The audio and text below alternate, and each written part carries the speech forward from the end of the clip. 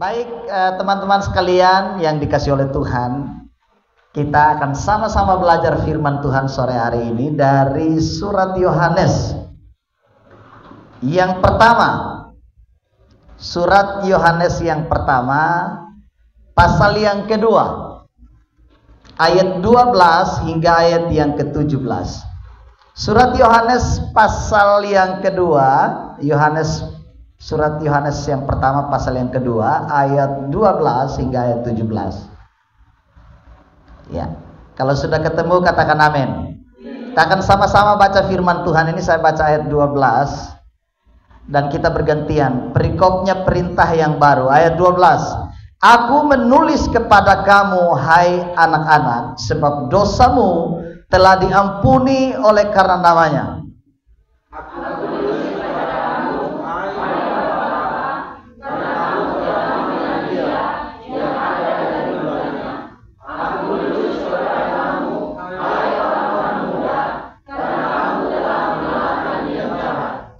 Aku menulis kepada kamu hai anak-anak karena kamu mengenal Bapa.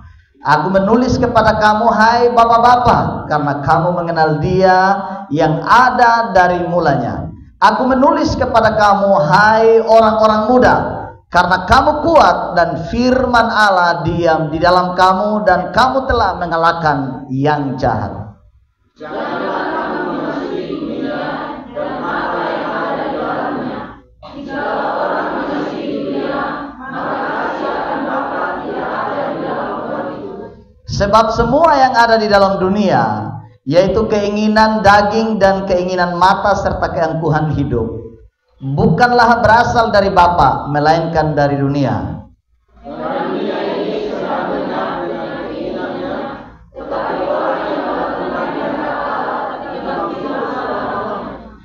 Amin. Buat pembacaan firman Tuhan.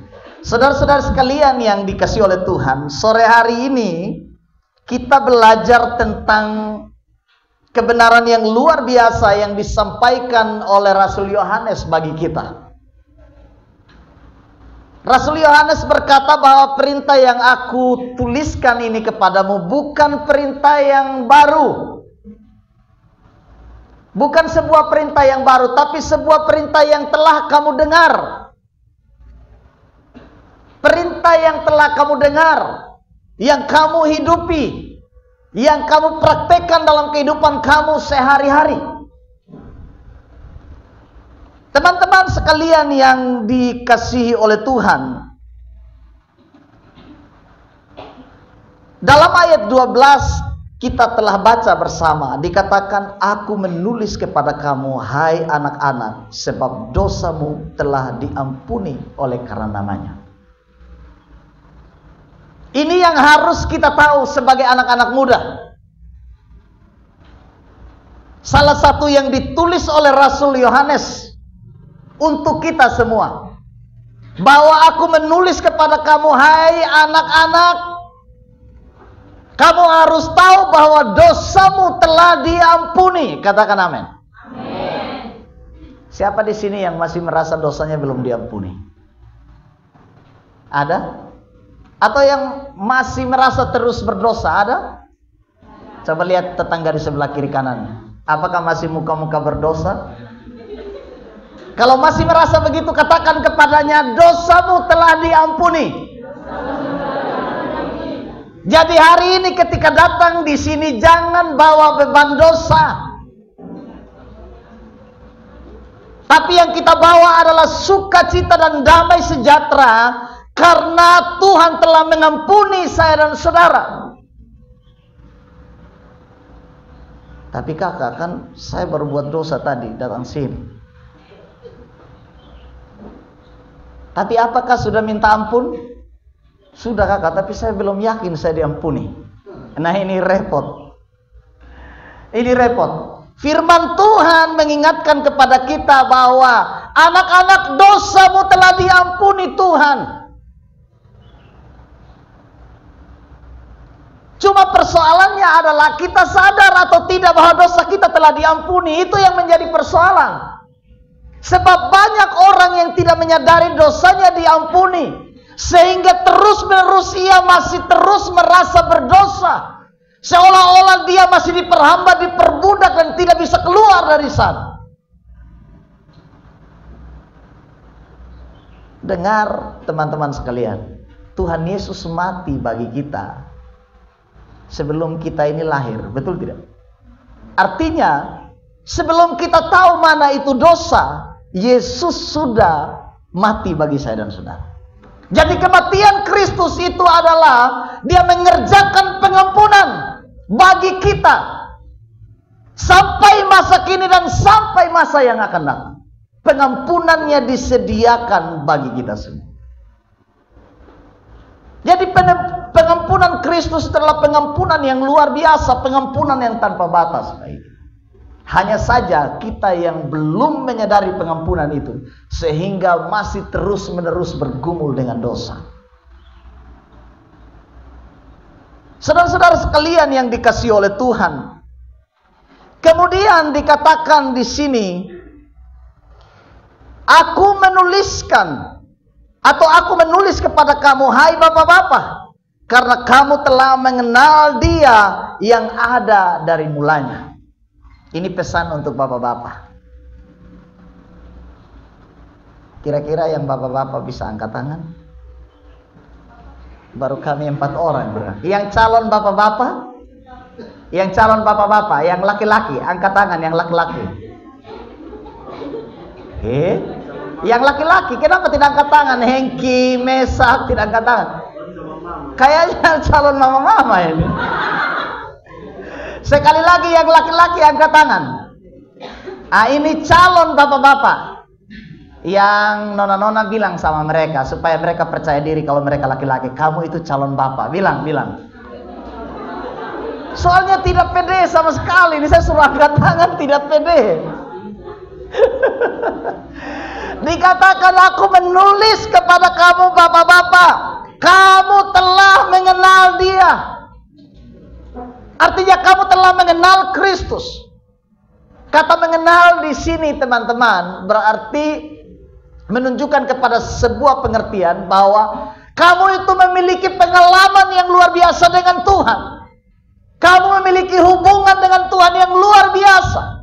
Sebab kata mengenal ini diterjemahkan dari kata ginosko. Ginosko itu bukan hanya sekedar tahu, tetapi ada pengalaman pribadi yang dialami bersama dengan Tuhan. Dan itu bukan hanya dialami oleh bapak-bapak, mama-mama juga alami, anak-anak muda juga alami pengalaman yang sama. Amin. Pengalaman pengenalan akan Tuhan itu dialami oleh semua orang. Mulai dari anak-anak sampai kepada orang tua, pengalaman pengenalan itu dialami oleh semua orang. Itu sebabnya kita ada di sini, karena kita mengenal Yesus Kristus. Amin.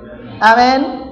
Itu bagian dari pengalaman perjalanan rohani kita sebagai anak-anak muda sehingga hari ini kita ada di sini. Karena kita mengenal Dia sebagai Tuhan dan Juru Selamat kita. Teman-teman sekalian yang dikasihi oleh Tuhan. Kemudian Rasul Yohanes berkata begini, aku menulis kepada kamu, hai orang-orang muda, karena kamu mengalahkan yang jahat. Aku menulis kepada kamu orang-orang muda, karena kamu mengalahkan yang jahat. Untuk mengalahkan yang jahat itu butuh kekuatan. Amin. Amin. Kekuatan itu muncul dari mana? Kekuatan itu muncul dari mana? Kekuatan itu muncul dari pengenalan yang benar akan Tuhan. Sehingga anak-anak muda menjadi anak-anak muda yang mampu mengalahkan kejahatan, yang mampu mengalahkan dosa, yang mampu menang terhadap dosa. Bukan kita yang dikalahkan oleh kejahatan, tapi kejahatan yang dikalahkan oleh kita. Katakan amin. Bilang sama teman di samping kiri kanan, kamu jangan kalah dengan dosa. Kamu harus menang. Ya. Dikatakan di sini teman-teman sekalian, diulang lagi, ini double-double ini. Aku menulis kepada kamu, hai orang muda, karena kamu kuat dan firman Allah diam di dalam kamu dan kamu telah mengalahkan yang jahat. Ternyata rahasia kemenangan kita terhadap dosa, rahasia kemenangan kita terhadap kejahatan itu dikatakan karena firman Allah diam di dalam kamu.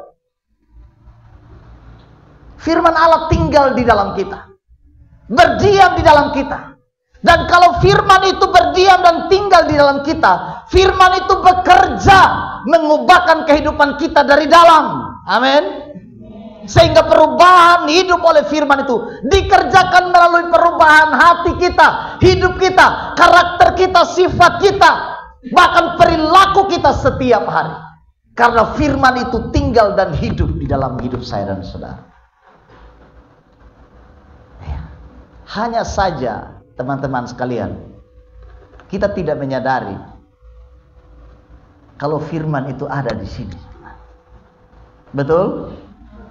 Perasaan kita lebih kuat dari firman.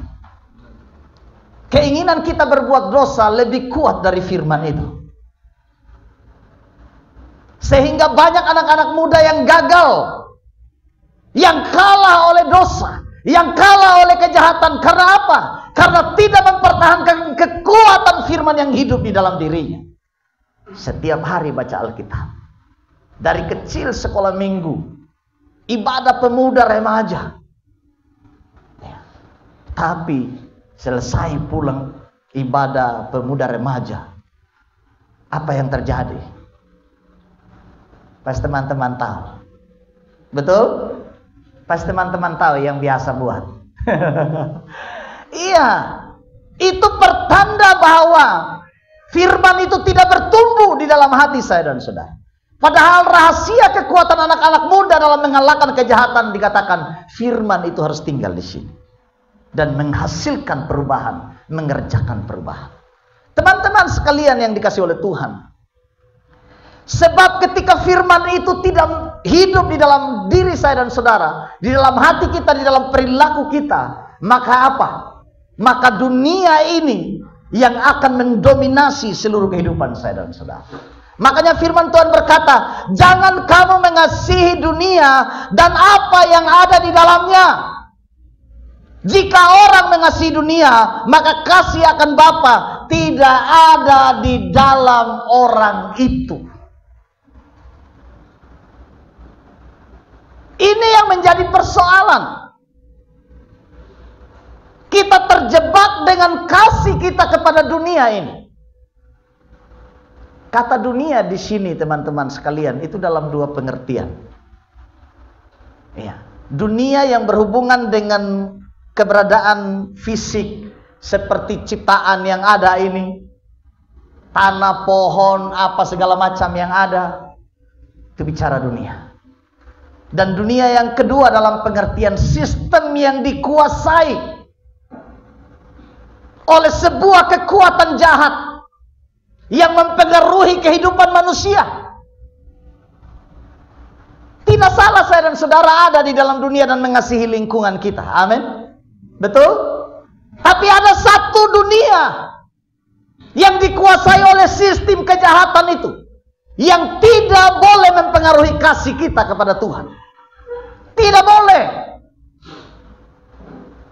Sebab dikatakan kalau kita mengasihi dunia ini dengan apa yang ada di dalamnya, maka kasih akan Bapa tidak ada dalam orang itu. Artinya kasih kepada dunia menekan kasih kepada Allah. Dan akhirnya kasih kepada Allah lenyap dari hidup saya dan saudara. Kekuatan firman yang ada dalam diri kita lenyap. Karena sistem dunia yang jahat ini yang lebih mendominasi dan menguasai hidup kita semua. Dan sistem ini dimanifestasikan dalam 3 cara. Sistem dunia yang jahat ini dimanifestasikan atau dinyatakan dalam 3 cara. Kita baca di dalam ayat 16.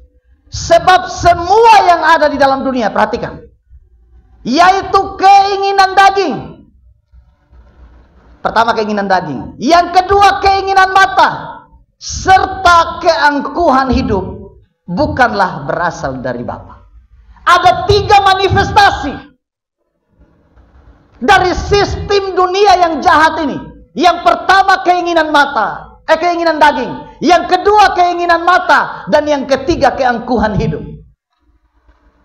Saya mau jelaskan 3 hal ini yang mempengaruhi kasih kita kepada Allah. Yang pertama keinginan mata. Orang bilang mata itu jendela dunia, betul? Dengan mata kita bisa melihat apapun. Tapi perhatikan baik-baik.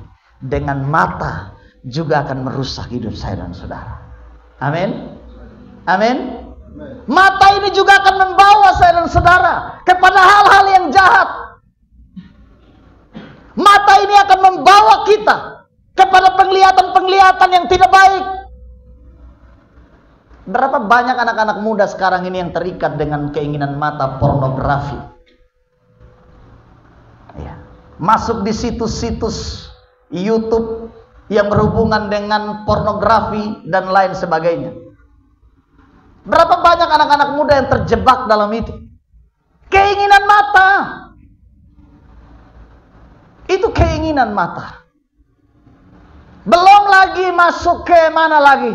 Ke toko-toko, lihat barang mewah. Tapi karena mata ini, memang aduh ini saya suka. Saya mau ganti HP. Akhirnya terpaksa, Bapak kirim uang ke saya mau bayar uang kuliah. 4 juta per semester, Bapak kirim uang. Tapi bukan untuk bayar uang kuliah, tapi beli handphone terbaru. Karena apa? Keinginan keinginan mata. Padahal handphone masih ada, tapi karena keinginan mata tidak bisa ditahan. Betul? Anak-anak muda kan begitu. Keinginan mata ini. Apalagi yang masih sekarang lagi bilang jatuh cinta, cari jati diri. Betul kan? Padahal sudah ada pacar. Tapi karena lihat nona yang lain lebih cantik, lain dia salam lain. Ini mata ini. Itu juga repot, betul? Keinginan mata. Teman-teman sekalian, satu waktu Hawa dicobai oleh iblis di Taman Eden. Iblis bilang begini, yang menyerupai ular itu.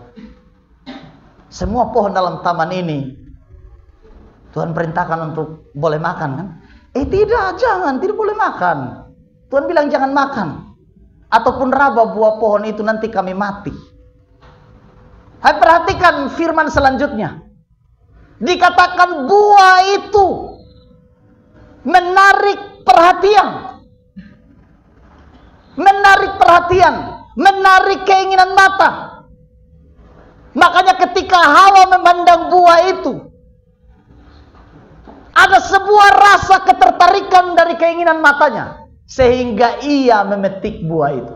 Keinginan mata yang disentuh pertama oleh iblis. Keinginan mata. Kemudian iblis modifikasi. Memang iblis ini jago modifikasi. Pencobaan yang sama untuk coba Tuhan Yesus. Iblis bawa Tuhan Yesus ke atas gunung yang tinggi dan bilang kepada Tuhan Yesus, kau lihat itu semua. Dari ujung malolo sampai itu bepung semua. Kalau lu sujud sembah aku, dia kasih lu semua. Beta kasih lu semua. Keinginan kau lihat semua itu. Teman-teman sekalian, tawaran keinginan dunia ini, tawaran kekayaan dunia, tawaran kejahatan dunia ini memancing penglihatan saya dan saudara. Dan kalau penglihatan kita tidak dibarengi dengan penglihatan kebenaran, maka rusaklah seluruh kehidupan kita akibat mata. Makanya firman Tuhan berkata begini, kalau matamu yang kanan membawa engkau ke dalam dosa, cungkilah dan buanglah itu. Lebih baik engkau masuk surga dengan mata satu daripada masuk surga dengan mata lengkap. Ada yang mau cungkil mata pulang dari sini? Dengar kakak khotbah ini keras sekali. Nanti kita pulang rame-rame cungkil mata. Gara-gara mata ini kita ini. Mendingan tidak usah ada mata supaya jangan lihat tuh barang-barang berdosa. Saudara-saudara sekalian, adik-adik sekalian, ini trik yang pertama. Kemudian trik yang kedua yang dipakai oleh sistem kejahatan dunia ini untuk mengalahkan saya dan saudara, dikatakan keinginan daging. Keinginan daging. Keinginan daging ini bicara apa? Bicara segala sesuatu di dalam diri saya dan saudara yang membawa kita jauh dari Allah dan bertentangan dengan kehendak Allah. Di dalam diri kita ini terlalu banyak keinginan, betul? Kita sebenarnya mau berbuat baik, tapi yang mendominasi itu justru perbuatan jahat. Keinginan daging banyak sekali berlawanan dengan kebenaran. Ya. Sebenarnya mau datang ibadah pemuda, misalnya ibadah fellowship, tapi karena rasa mengantuk ini terlalu kuat, maka tidak bisa datang. Itu bagian dari keinginan daging.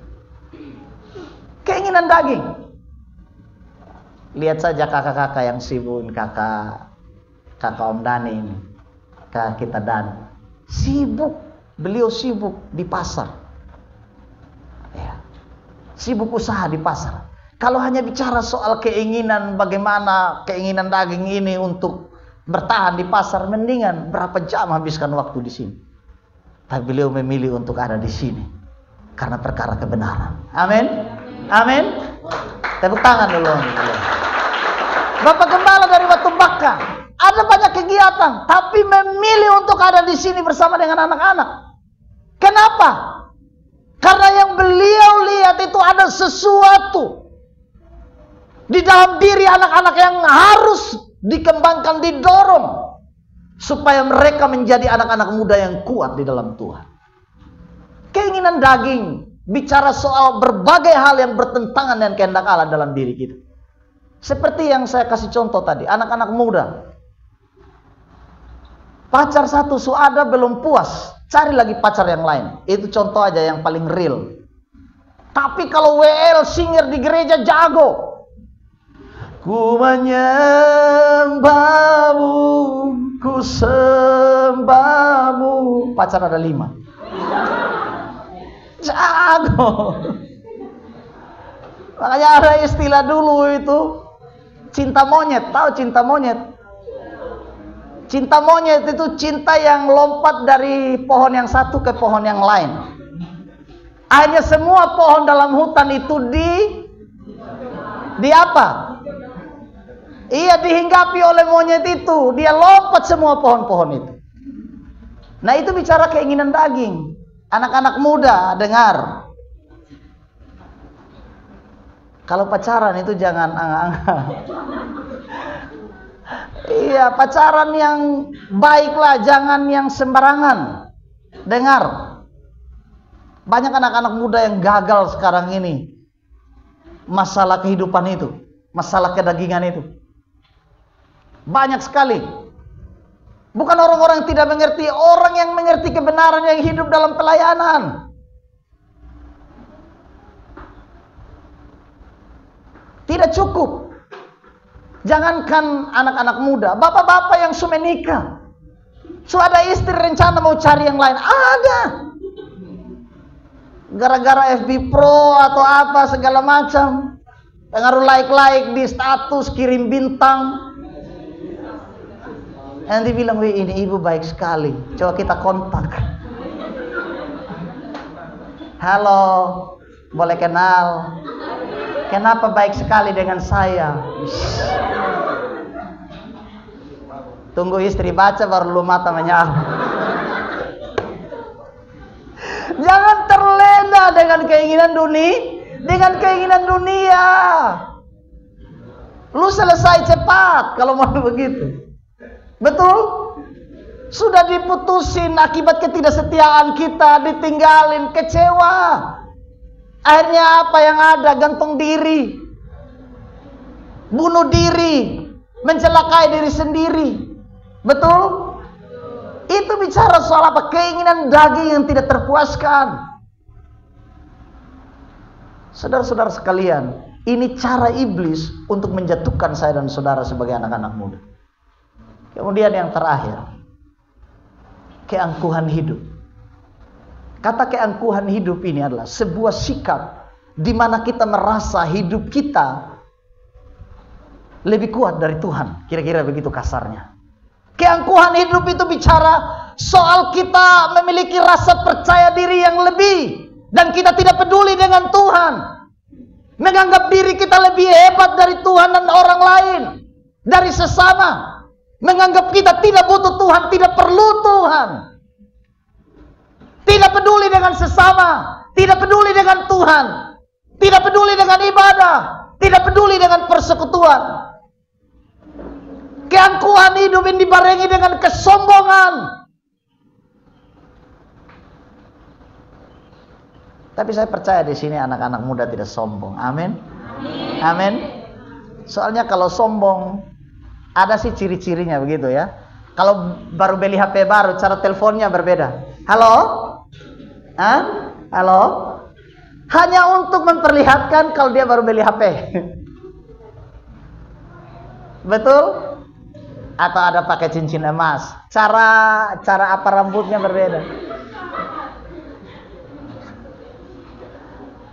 Sedikit sombong. Atau baru beli sepatu baru.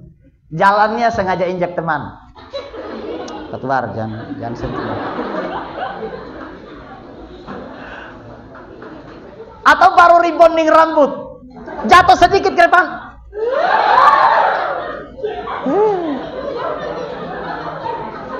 Atau baru pakai kutex kayak saya anak-anak tadi. Udah ada pakai kutex dalam mobil. Saya sudah sampai setengah mati dalam mobil ini kutex. Saya bilang nanti giliran sebentar kamu angkat tangan, itu tidak bisa saya. Nggak punya. Ku menyembah. Hanya supaya kas tunjuk ini kutex. Bagian dari kesombongan. Bagian dari kesombongan. Keangkuhan hidup. Saudara-saudara sekalian yang dikasih oleh Tuhan, firman Tuhan berkata Tuhan menentang orang yang sombong, tapi mengasihi orang yang rendah hati.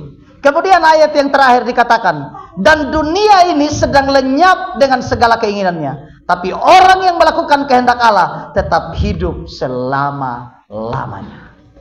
Dengar, perhatikan baik-baik teman-teman. Dunia ini dengan segala keinginannya akan lenyap. Tapi orang yang melakukan kehendak Allah tetap hidup selama-lamanya. Orang yang kuat bertahan di dalam Tuhan, yang menghidupi firman, yang melakukan kehendaknya, dikatakan akan hidup selama-lamanya. Bukan hidup yang sementara, tapi hidup selama-lamanya. Sebab kata hidup di sini itu bukan diterjemahkan dari kata bios bahasa Yunani-nya, tapi dari kata zoe. Zoe itu artinya sebuah kualitas kehidupan yang kekal, sebuah kualitas kehidupan yang mengandung nilai-nilai ilahi di dalamnya. Zoe, bukan bios ya. Kalau bios kan semua kehidupan yang ada yang kita bisa lihat ini bios namanya. Makanya ada pelajaran biologi dan lain sebagainya. Bios dan logos begitu ya. Biologi. Tapi ini bukan hidup yang biasa. Tapi ini zoe. Sebuah kualitas kehidupan bersama dengan Tuhan selama-lamanya. Yang tidak bisa diukur oleh apapun. Oleh waktu tidak bisa diukur. Sehingga dikatakan selama-lamanya. Kualitas kehidupan yang luar biasa bersama dengan Tuhan. Maukah kita memiliki kualitas kehidupan ini, anak-anak muda? Kalau kita mau, mari kita menghidupi firman, kuat di dalam firman, dan menghindari jebakan dunia ini, menghindari jebakan iblis. 3 jebakan dunia ini tadi, yaitu keinginan mata, ya, keinginan daging, dan keangkuhan hidup. Hindari jebakan dunia ini dan tetap tinggal dalam kebenaran. Kalau itu yang kita lakukan, kita akan keluar menjadi orang-orang yang mengalahkan dunia ini. Amin. Amin. Tepuk tangan dulu untuk teman-teman sekalian. Amin buat renungan firman Tuhan. Mari kita semua tundukkan kepala kita. Terima kasih.